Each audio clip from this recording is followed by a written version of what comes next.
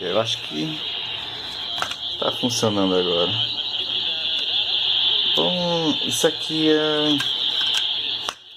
Eu tinha conseguido com um amigo esse resto aqui desse mesmo outro rádio aqui, porque eu tava precisando de umas peças que não tem no outro.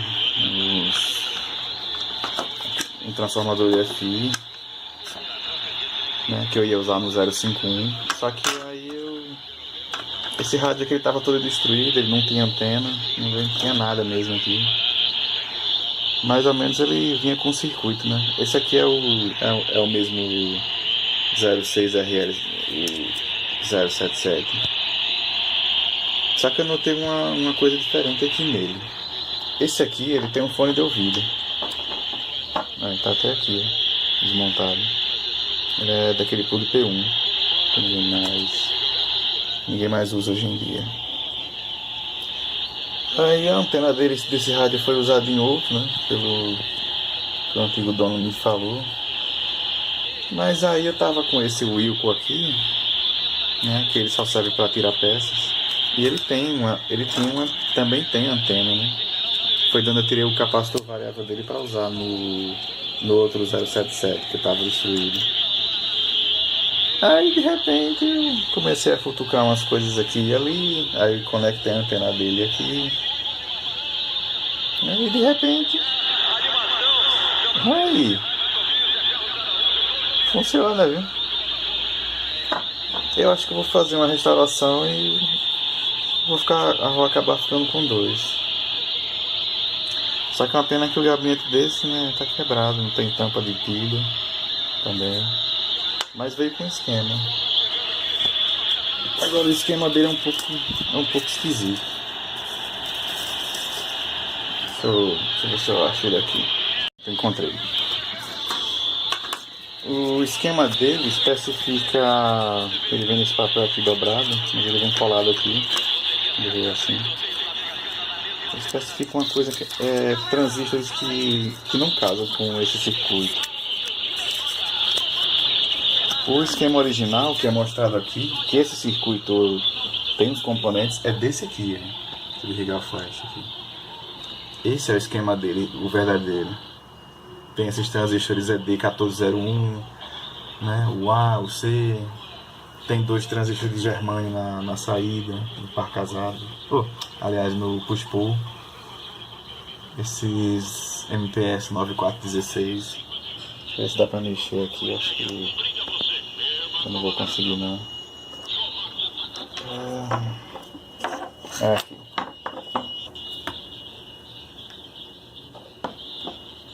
Aqui os dois de germânio.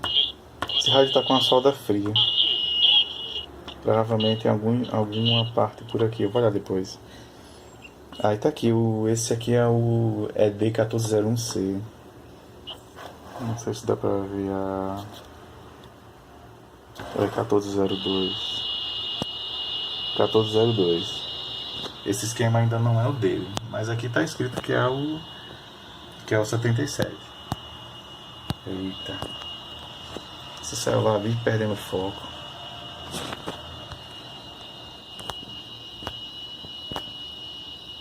Aí. Focou. Tudo bem. Pronto, esse aqui é o mesmo esquema do 077. Também é do 74.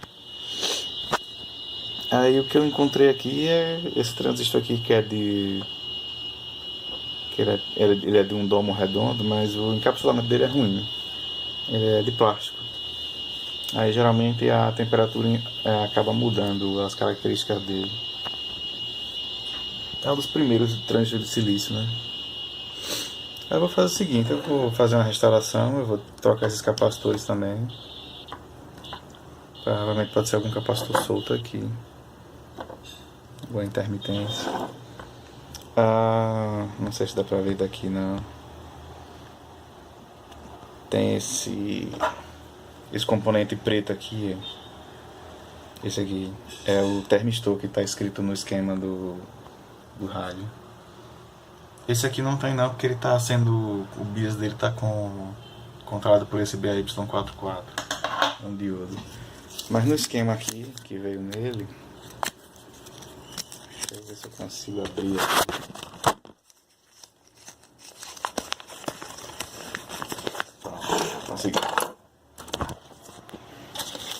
Aí aqui no esquema, deixa eu ver, pronto, aqui.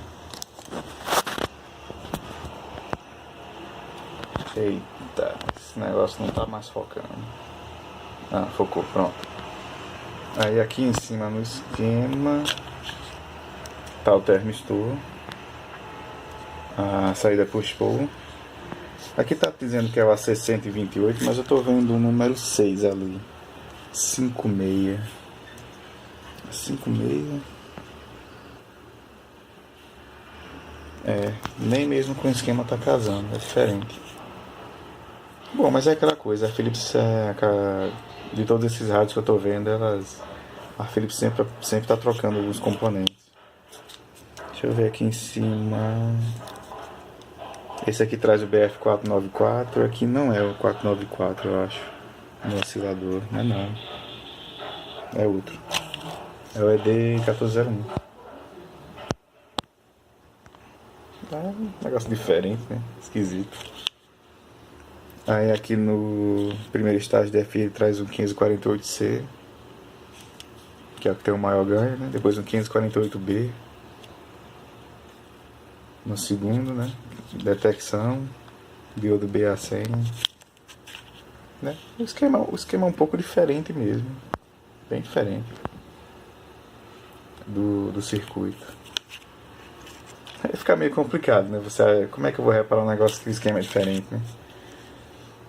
Bom, talvez eles tenham feito assim para evitar que a pessoa, sei lá, alguma fábrica copiasse o produto, talvez. Então eles põem um esquema que é confuso, né? As peças não batem, talvez. Embora que isso aqui funciona também, mas não é o mesmo esquema desse rádio. É um pouco diferente. Agora os capacitores aqui e resistores parecem serem iguais. Eu acho que são iguais. Bom, eu vou estudar um pouco mais a fundo e ver se eu consigo reparar esse cara aqui. Eu ponho de volta no case e acabo ficando com outro rádio também. Bom, vamos ver no que dá. Eu vou trocar esses capacitores aqui, refazer os pontos de solda, achar a maneira de fixar a antena, que é desse outro rádio aqui. O resto dos componentes acho que eu vou guardar. Esses transistores aqui de germânio tá com a cara de ser parecido, mas eu acho que é um 2SA. Alguma coisa. 2SB. 2SB. Tô vendo um 5 ali, o resto não consigo ler não, porque a oxidação já começou a tirar a tinta do invólucro. Vai ter que ficar para depois. Alto-falante para unir. É uma pena. Então acho que eu vou aproveitar. Esses capacitores aqui eram novos, eu estava tentando ressuscitar esse rádio, mas sem sucesso. Talvez os drivers ou algum desses transistores dos estágios de FI já se foram. Infelizmente a oxidação chegou por dentro do invólucro e chegou no cristal. Deve ter se perdido já. Então eu vou aproveitar esses capacitores, vou passar para o outro e desejar o melhor. Alto-falante em boas condições. Eu não consigo ler o fabricante. Mas provavelmente é alguma coisa japonesa. Então vamos ver o que é que dá. Vou remontar. Pronto, o recapeamento já foi feito. Teve uma melhora. Melhorou um pouco o som, achei um pouco distorcido. Depois da troca ele ficou um pouco melhor. Ajustei também a sensibilidade da antena nas frequências mais altas. Meio que rendeu um pouco mais esse parafuso aqui. Aqui é o ajuste do dial, né, para as frequências mais altas. Aqui é para as frequências mais baixas, né, seria o oscilador vocal. Não precisa tocar não, porque ele está bem... A acurácia está muito boa, então eu vou deixar.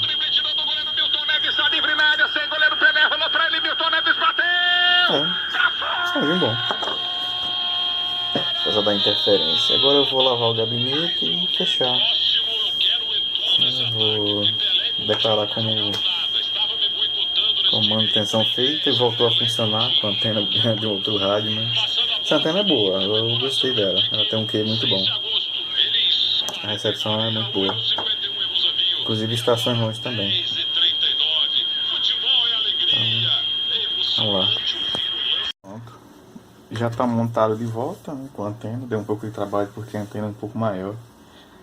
É um pouco mais alta que a antena original dele. Mas coube na caixa. Só que ficou bem um pouquinho apertado. Mas está bem fechado. Essa tampa aqui é do outro rádio, eu coloquei porque o fundo estava quebrado, né? Então vai ficar melhor. E como é só rádio que eu vou usar mais vezes, talvez. Então eu vou deixar ele assim. Essas marcas de gasto eu acho que não vou mexer não. Até que ele ficou com um visual legal. Essa tá aí, bacana. Funciona bem pra caramba. A antena cabe certinho, funcionou bem legal.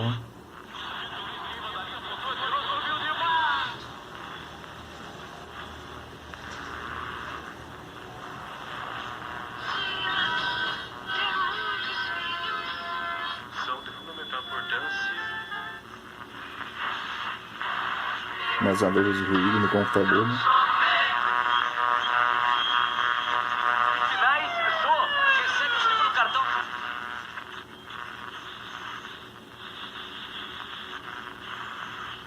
Barulho de modulação.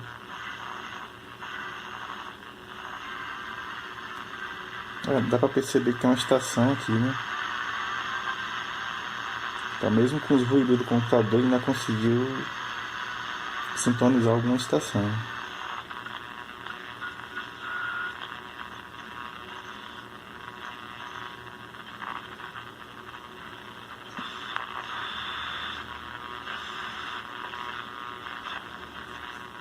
A seletividade dele é muito boa e o volume também é alto.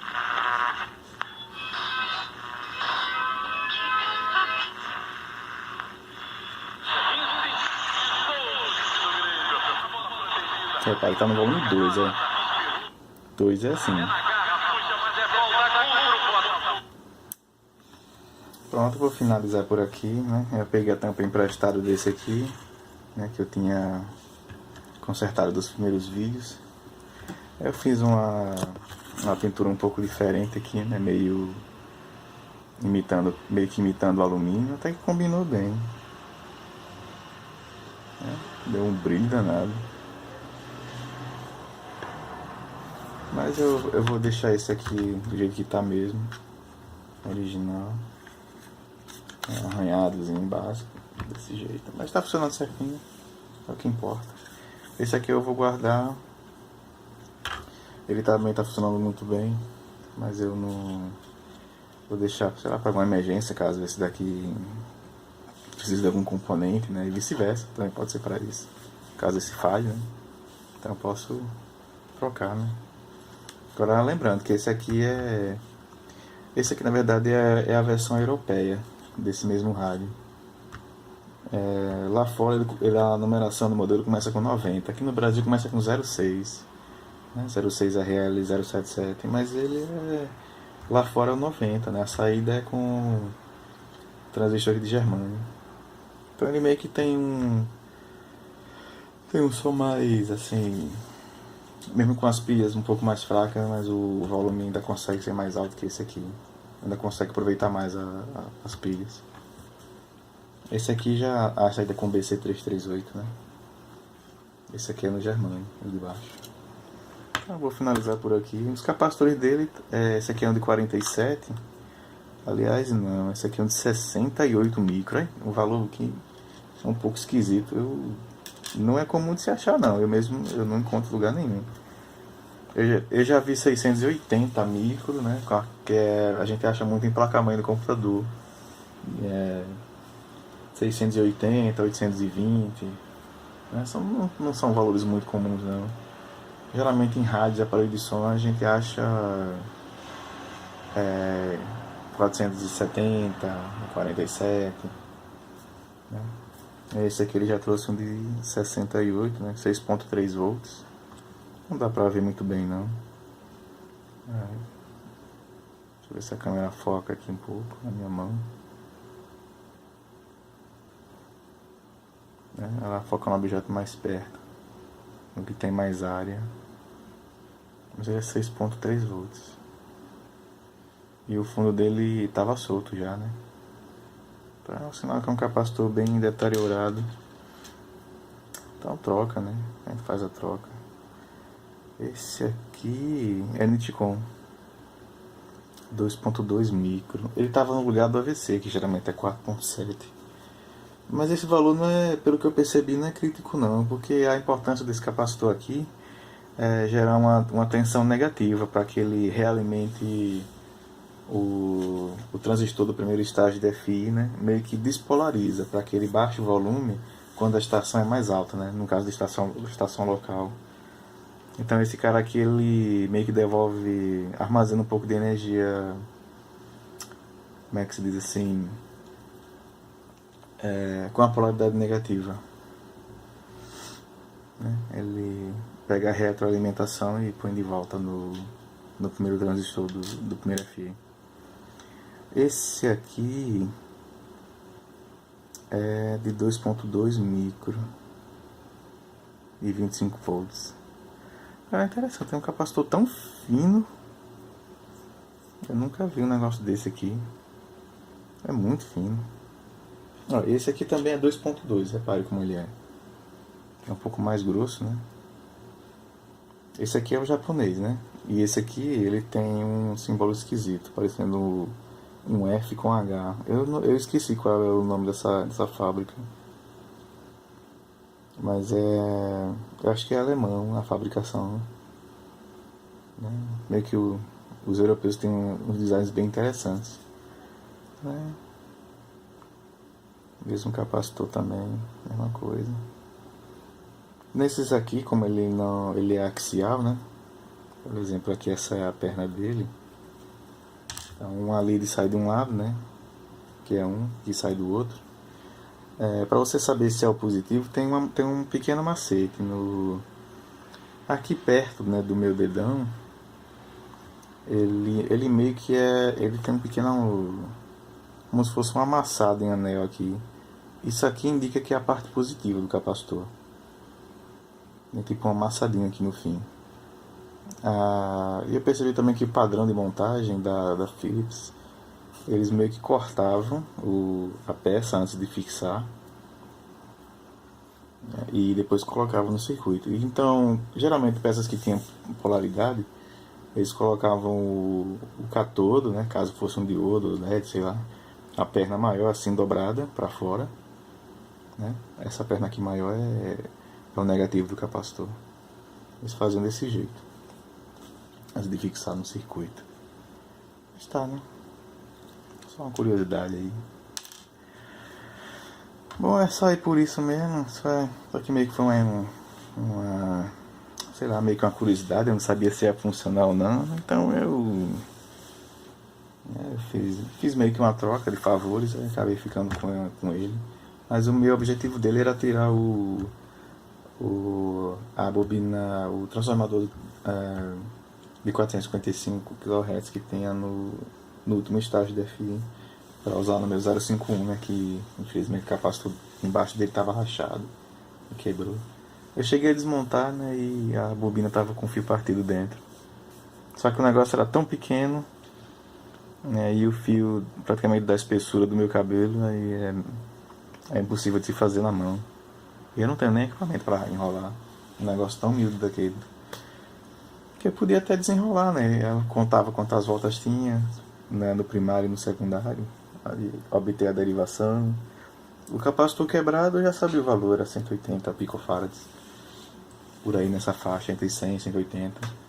Eu podia experimentar com o trimmer e depois fixava com o valor normal. Geralmente não é tão crítico assim não, porque você pode botar, por exemplo, sei lá, 100 pico, né? E depois você reajusta o núcleo de ferrite e ele oscila também em 455. A única diferença é que o parafuso vai ficar um pouco mais para dentro ou mais para fora. Mas se chegar a um ponto que não der para ajustar direito, aí, sei lá, faz a troca do capacitor. Isso é meio que experimental, né? Meio que empírico. já que ninguém mais fabrica esses transformadores. Só tem na China, mas mesmo assim a especificação talvez não sirva para esse rádio, para rádios como esse. Né? Eu podia até comprar um kit lá, daqueles baratinhos mesmo, só para pegar o transformador. Porque olhando bem assim, o que você vai encontrar é carcaças antigas que não funcionam, né, de rádios no Mercado Livre, e o preço junto com o frete às vezes não compensa não. Pode chegar a mais de 70, 100 reais. E na China você compra lá 20 só para pegar a peça mesmo. Mas isso aí é uma atitude bem extrema, né? Mas por sorte tinha meu amigo tinha um cópia desse aqui, um rádio, né? Então eu fiz meio que uma permuta, uma troca de favores com ele e consegui. Só que eu percebi que ele funciona, né? Então eu resolvi restaurar. O funcionamento dele eu acho até melhor do que o outro. Então eu vou deixar esse mais próximo para usar, junto com o motorrádio. Que inclusive está na cabeceira da minha cama. Bom, é só isso aí, é só um concerto rápido mesmo da noite. Eu vou deixar no link abaixo uma imagem do esquema, mas talvez eu não deixe porque o esquema não bate com esse circuito. A parte dele tem algumas coisas, alguns capacitores, mas os transistores são diferentes. Eu acho que tem alguns resistores também que são diferentes, então eu não acho interessante não. O jeito é ver todos os esquemas desse rádio, os que você puder encontrar pela internet, né, e analisar. Porque são todos parecidos também, não tem muito segredo não. É praticamente a mesma coisa, uns trazem transistores PNP no push-pull, outros NPN, alguns de germânio, outros de silício, alguns são mistos. Esse aqui mesmo é misto, né? Ele começa com os primeiros estágios com normal de silício e termina com germânio. Né? O esquema original ele traz um diodo ligado em série com um resistor de 1K, né? Meio que dividindo, funcionando como uma espécie de polarizador do push-pull. Mas sei lá, o certo é experimentar mesmo, ver qual é o esquema que melhor serve. Né? Tanto que eu procurei o esquema desse, no final das contas o mais parecido possível é o do 051. Né? Uma coisa, sei lá, esquisita. Aí essa versão que tem fone de ouvido é a versão que é europeia. Só que ainda é um modificado, né? Sei lá, meio que parece ser reaproveitamento de componentes. Né? Aí ajusta aqui rápido, opa, lança de volta, produz mais. Pra não deixar parado. Vai que a Philips tinha parado já de produzir esse rádio, sobrou um monte de carcaça, né, de gabinetes. Não, vamos refazer a placa dele. Reutiliza os componentes, troca por outros aqui, ajusta e lança de novo. Pra pelo menos terminar o estoque, né? Pra não perder dinheiro. Mas tá. Isso também é válido, não tem problema não. O rádio funcionar bem é o que importa. Então boa noite aí pessoal e até a próxima.